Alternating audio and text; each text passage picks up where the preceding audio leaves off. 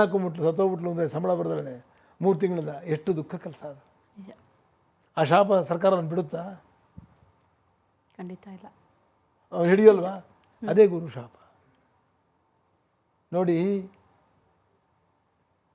ಈಶ್ವರನೋ ವಿಷ್ಣುನೋ ಕೋಪ ಮಾಡಿಕೊಂಡ್ರೆ ತಡ್ಕೋಬೋದು, ಆದರೆ ಗುರು ಕೋಪ ಬಂದರೆ ಸರ್ವವು ನಾಶ ಆಗುತ್ತೆ. ಗುರುಶಾಪಂ ಸರ್ವನಾಶನಂ, ಎಲ್ಲ ಕಳ್ಕೊತೀವಿ ಅಂತ ಹೇಳಿದ್ದಾರೆ. ಆದರೆ ಅದೇ ವಿಷ್ಣುಗೋ ಶಿವ ಕೋಪ ಅಂದರೆ ಅದನ್ನು ಗುರುಗಳೇ ತಗೋತಾರೆ, ನಮಗೇನು ತೊಂದರೆ ನೋಡ್ಕೋತಾರೆ ತಂದ ಅಂಥ ಗುರುವಿನ ಕ್ಷೇತ್ರ ಅದು. ನಾವು ಈ ಸಮಯದಲ್ಲಿ ಕರ್ಕಾಟಕ ರಾಶಿಗೆ ಗುರು ಬರ್ತಾ ಇದ್ದೀನಿ ಹೇಳಿ ಕೇಳಿ. ಮುಂದಿನ ಯುಗಾದಿ ಪರಾಭವನ ಸಂವತ್ಸರ, ಆ ಸಂವತ್ಸರವು ಶುರುವಾಗೋದು ಗುರುವಿಂದಾನೆ. ಗುರುವಾರವೇ ಬರುತ್ತೆ, ಗುರುವೇ ಅಧಿಪತಿ. ಹೌದಾ? ಈಗ ಮನುಷ್ಯರು ಅದರಲ್ಲೂ ಗುರು ಅಂದ್ರೇನಮ್ಮ? ಗುರು ಅಂತಂದರೆ ಎಲ್ಲ ಸುಖ ಸಂಪತ್ತು ಸವಲತ್ತೆಲ್ಲ ಕೊಡ್ತಕ್ಕಂಥವನು. ರಾಜರು ಗುರುವೊಬ್ಬನ ನಂಬಿ ಕೆಲಸ ಮಾಡಿದ್ರೆ ಎಲ್ಲ ಒದಗಿಸ್ಕೊಡ್ತಾನೆ ಅವನು. ನಮ್ಮಲ್ಲಿ ಭಕ್ತಿ ಇರಬೇಕು, ಒಳ್ಳೆ ಒಳ್ಳೆ ಗುರುಗಳು ಇರಬೇಕು, ನಿಮ್ಮನ್ನು ಕೈ ನಡೆಸಬೇಕು, ಹೀಗೆ ಮಾಡಪ್ಪ ಅಂತ ಹೇಳಬೇಕು, ಅಂತ ನೋಡ್ಕೊಂಡು ಹೋಗಬೇಕು. ಯಾರು ಮುಖ್ಯಮಂತ್ರಿಗಳಾಗಿರಲಿ, ನನಗೂ ಬೇಡ ಪೋಸ್ಟು, ನಿಮಗೂ ಬೇಡ, ಅವರೇ ಕೂತಿರಲಿ ಶಾಶ್ವತವಾಗಿ. ಆದರೆ ಒಳ್ಳೆ ಗುರು ಇಟ್ಕೊಂಡ್ರೆ ಮಾತ್ರವೇ ಒಬ್ಬ ರಾಜನು ಒಂದು ಪಟ್ಟಣವನ್ನಾಗಲಿ, ಒಂದು ಗ್ರಾಮವನ್ನಾಗಲಿ, ಒಂದು ರಾಜ್ಯವಾಗಲಿ ನಡೆಸಬೇಕಾದ್ರೆ ಗುರುವಿನ ಅವಶ್ಯಕತೆ ಇದ್ದೇ ಇದೆ. ನಮ್ಮ ದೇಶದಲ್ಲಿ ಇಲ್ಲ ಅಷ್ಟೇ. ಈಗಲಾರು ಅದರ ಪ್ರಯೋಜನ ಪಡ್ಕೊಂಡು ಯಾರು ಒಳ್ಳೆಯವ್ರನ್ನ, ನಮ್ಗೆ ಯಾವುದೂ ನಮ್ಮ ಆಸೆಗಳಿರಬಾರ್ದು. ನಮಗೆ ಆ ಸ್ವಾರ್ಥಕ್ಕೋಸ್ಕರ ನಾವು ರಾಜನ ಕೆಲಸ ಮಾಡಬಾರ್ದು. ಅಮ್ಮ 8 ವರ್ಷ ದೇವರಾಜ ಜೊತೆ ಇದ್ದೆ ನಾನು, ಒಂದು ಸ್ವಾರ್ಥ ಮಾಡಲಿಲ್ಲ, ನಾವೇನು ಮಾಡಿಕೊಳ್ಳಲ್ಲ. ನಮ್ಮ ತಂದೆಯವರು ಪರಿಪೂರ್ಣ ತ್ಯಾಗ ಮಾಡಿದ್ದಾರೆ ಸ್ನೇಹಿತ ಅಂಥೇಳಿ. ಅಂಥ ಮನುಷ್ಯನ ಕಾಪಾಡಿದ್ದೇವೆ. ನಮಗೆ ಆಸೆ ಇಲ್ಲ. ನಾನು ಅಂತಲ್ಲ, ನನ್ನಂಥವ್ರು ಹೇಳಿದ್ರೆ ಸಾವಿರಾರು ಜನ ಇದ್ದಾರೆ. ಆದರೆ ಗುರುವಿಲ್ಲದೆ ಯಾವ ರಾಜನೂ ಕೂಡ ಖಂಡಿತವಾಗಲೂ ರಾಷ್ಟ್ರವನ್ನಾಗಲಿ ರಾಜ್ಯ ನಡೆಸೋಕ್ಕೆ ಆಗೋದೇ ಇಲ್ಲ. ಆ ಮಹಾರಾಜ ಈ ಗುರುಳು ಇಟ್ಕೊಂಡಿದ್ದ, ಅಲ್ಲೇ ಸೇವಕನಾಗಿದ್ದ, ಅಲ್ಲೇ ಗುರುಳು ಅಂಗಳ ಗುಡಿಸ್ತಾ ಇದ್ದ. ನೋಡಿ, ರಾಜಪದವಿಯನ್ನು ಕೊಟ್ಟಲ್ವ ಅವನಿಗೆ. ಗುರು ಸೇವೆ ಮಾಡಿ, ಒಳ್ಳೆ ಗುರು ಹುಡ್ಕೊಳ್ಳಿ. ಅಂಥ ಒಂದು ಬುದ್ಧಿ ಬರಲಿ ನಮ್ಮ ರಾಜ್ಯದ ರಾಜಕಾರಣ. ಎಲ್ಲರೂ ಒಂದು ಒಳ್ಳೆ ಗುರು ಹುಡುಕೊಂಡು ಈ ನಮ್ಮ ದೇಶಕ್ಕೆ ನನಗೇನು ಕೊಡೋದು, ನಾನು ಸೈಟ್ ಬೇಡ, ನನಗೇನು ಕೆಲಸ ಬೇಡ, ನನಗೇನು ಬೇಡಮ್ಮ, ಈ ರಾಜ್ಯಕ್ಕೆ ಒಳ್ಳೇದು ಮಾಡಲಿ, ಯಾರ್ಯಾರು ಕಟ್ಟ ಪರಿಹಾರ ಮಾಡಲಿ. ಏನೋ ಇನ್ನಾದರೂ ಆ ಏನು ಗ್ಯಾರಂಟಿ ಯೋಜನೆ ಇದೆ ಅದನ್ನು ಪೂರ್ತಿ ಪರಿಷ್ಕರಣೆ ಮಾಡಿ ವಿದ್ಯಾವಂತರನ್ನ ಬುದ್ಧಿವಂತರನ್ನ ಇಟ್ಕೊಂಡು ಅದಕ್ಕೆ ಸಮಗ್ರ ಚಿಂತನೆ ಮಾಡಿ, ಮೊದಲು ಅಗತ್ಯವಾಗಿರ್ತಕ್ಕಂಥ ಮಳೆ ಬೆಳೆ ತಡ್ಕೊಳ್ಳೋಕ್ಕೆ, ಅವನಿಗೆ ಊಟ, ಆ ವ್ಯವಸಾಯ ಮಾಡುವವನಿಗೆ ಕೈ ತುಂಬ ದುಡ್ಡು ಬರೋಷ್ಟನ್ನ ಮೊದಲು ಮಾಡ್ತಕ್ಕಂಥ ಆದ್ಯತೆಯನ್ನು ಗುರು ಅವ್ರಿಗೆ ಬುದ್ಧಿ ಕೊಡಲಿ ಅಂತ ಪ್ರಾರ್ಥನೆ ಮಾಡ್ತೀನಿ ನಾನು. ಸರಿ ಗುರುಜಿ, ಯಥ ರಾಜ ತಥ ಪ್ರಜಾ. ರಾಜ ಚೆನ್ನಾಗಿದ್ರೆ, ಒಳ್ಳೆ ದಾರಿಯಲ್ಲಿ ನಡೆದ್ರೆ ಜನರು ಕೂಡ ಅದೇ ದಾರಿಯಲ್ಲಿ ನಡೀತಾರೆ ಅನ್ನುವಂಥದ್ದು 100ಕ್ಕೆ 100ರಷ್ಟು ಸತ್ಯವಾದ ಮಾತು. ಅದರ ಜೊತೆಯಲ್ಲಿ ಈ ಗುರು ಗ್ರಹ ಪಥ ಬದಲಾವಣೆ ಮಾಡ್ತಾ ಇರೋ ವಿಚಾರದ ಬಗ್ಗೆ ಮಾತಾಡೋದಾದರೆ, ಇದು ಜನರ ಜೀವನದ ಮೇಲೆ ಅಥವಾ ಜೀವರಾಶಿಯ ಮೇಲೆ, ಪ್ರತಿಯೊಂದು ಜೀವ ಜಂತುವಿನ ಮೇಲೆ, ಜೊತೆಗೆ ಪ್ರಕೃತಿಯ ಮೇಲೆ ಯಾವ ರೀತಿಯಾದಂಥ ಪ್ರಭಾವ ಬೀರುತ್ತೆ ಅಂತ ಗುರುಜಿ? ಅಮ್ಮ, ಯಾವುದೇ ಗ್ರಹಗಳು ಎಲ್ಲಿಂದ ಬೇಕಾದ್ರೂ ಎಲ್ಲಿ ಬದಲಾಯಿಸಲಿ, ನಿತ್ಯನೂ ಒಂದು ಭಕ್ತಿ ಅನ್ನೋದಿದ್ದರೆ ಗುರುವೇ ಕಾಪಾಡ್ತಾನೆ. ನೋಡಿ, ಹುಣ್ಣಾಗಿತ್ತು, ಅದನ್ನು ಅಪೋಲೋ ಹಾಸ್ಪಿಟ್ಲಿಗೆ ರಾಜ ಕೂಯಿಸ್ಕೊಂಬನ್ನೆ, ಅದು 10 ಲಕ್ಷ ಬಿಲ್ ಮಾಡಿದ್ರೆ ಅಪೋಲೋ ಹಾಸ್ಪಿಟಲ್ ಥರ ಏನು ಮಾಡಲಿಲ್ವಲ್ಲ. ಇವತ್ತು ವೈದ್ಯಕೀಯ ಕ್ಷೇತ್ರ ಏನಾಗಿದೆ, ಮಾರ್ಕೆಟಿಂಗ್ ಮಾಡಿದ್ರೆ ಅವರು ಪೇಷಂಟ್ ಹಿಡ್ಕೊಂಡು ಹೋಗ್ಬೇಕು. ಅವ್ರು ಕೊಟ್ಟರೆ ಅಲ್ಲಿ ಯಾರ್ದು 10 ಲಕ್ಷ ರೂಪಾಯಿ 20 ಲಕ್ಷ ಯಾರ ಹತ್ರ ಇದೆ? ಯಾವ ಆಸ್ಪತ್ರೆ ಬಿಲ್ 5 ಲಕ್ಷ ರೂಪಾಯಿ ಕಡಿಮೆ ಬರೋದಿಲ್ವಾ?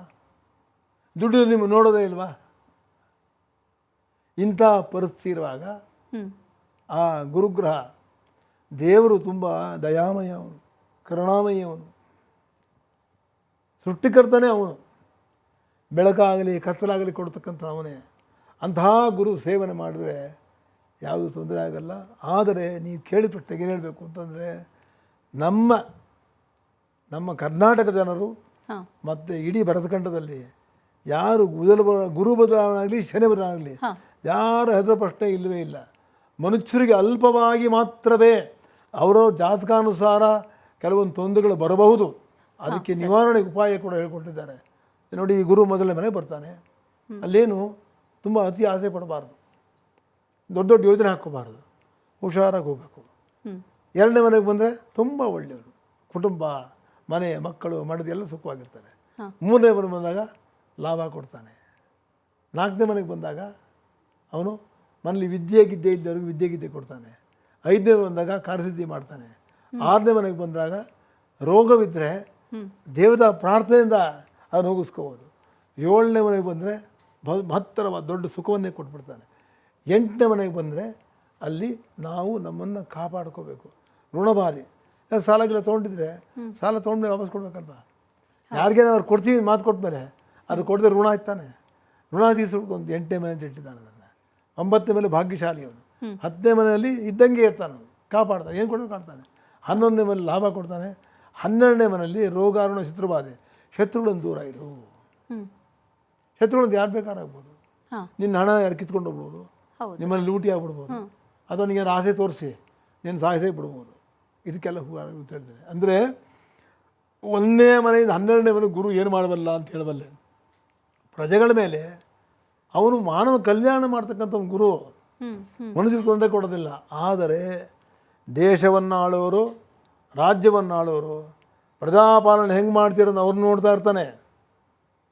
ಹಿಡಿಯೋ ಕಡೆಗೆ ಅವ್ರನ್ನೇ ಅವನು, ಇನ್ಯಾರನ್ನೂ ಹಿಡಿಯಲ್ಲ. ಈಗ ಈ ಗುರುವಿನ ಬಲ ಇದ್ರೆ ಎಲ್ಲವೂ ಕೂಡ ಸಾಧ್ಯ ಅಂತ ಅಂದರೆ, ಹಾಗಾದರೆ ಗುರುವನ್ನು ಒಲಿಸ್ಕೊಳ್ಳೋದು ಹೇಗೆ, ಅಥವಾ ಗುರುವಿನ ಕೃಪೆಗೆ ಒಳಗಾಗೋದು ಹೇಗೆ, ಆ ಕೃಪಾ ಕಟಾಕ್ಷ ನಮಗೆ ಸಿಗೋದು ಹೇಗೆ ಗುರುಜಿ? ಗುರುವನ್ನು ಅತ್ಯಂತ ಸುಲಭ ಸಾಧ್ಯವಾದಂಥ ಮಾರ್ಗಗಳಿದೆ ನಮಗೆ. ಗುರು ಅಂದರೆ ಈಶ್ವರನೂ ಆಗ್ಬೋದು, ವಿಷ್ಣುವೂ ಆಗ್ಬೋದು, ಬ್ರಹ್ಮನೂ ಆಗ್ಬೋದು. ಆದರೆ ಮೂಲತಃ ಗುರು ದಕ್ಷಿಣಾಮೂರ್ತಿ ಕೂಡ ಗುರು ಸ್ವರೂಪೇ. ಹಾಗೆ ಹೋಗ್ತಾ ಹೋಗ್ತಾ ಹೋಗ್ತಾ ಹೋದರೆ ನೀವು ಗುರುಸ್ವರೂಪದಲ್ಲಿ ನಿಮಗೆ ಈ ನಮ್ಮ ಕೇರಳದಲ್ಲಿದೆಯಲ್ಲ ಗುರುವಾರಪ್ಪನ, ಅದು ಕೂಡ ಗುರುಸ್ಥಾನಕ್ಕೆ ಬರುತ್ತೆ. ಅದು ಕೂಡ 12 ಲಿಂಗಗಳೇನಿದೆ ಅದಷ್ಟು ಗುರುಪೀಠದ ಗುರುಸ್ಥಾನವೇ. ಅಲ್ಲಿಗೆ ನೀವು ನಡ್ಕೊಂಡು, ನಿಮ್ಗೆಲ್ಲ ದುಡ್ಡಿಲ್ಲ ಬೇಡ ಹೋಗಬೇಡಿ, ದುಡ್ಡು ಖರ್ಚು ಮಾಡ್ಕೊಂಬ ಅಂತ ಹೇಳಿಲ್ಲ, ಸಾಲ ಮಾಡ್ಕೊಂಬ ಅಂತ ದೇವರು ಹೇಳಿಲ್ಲ.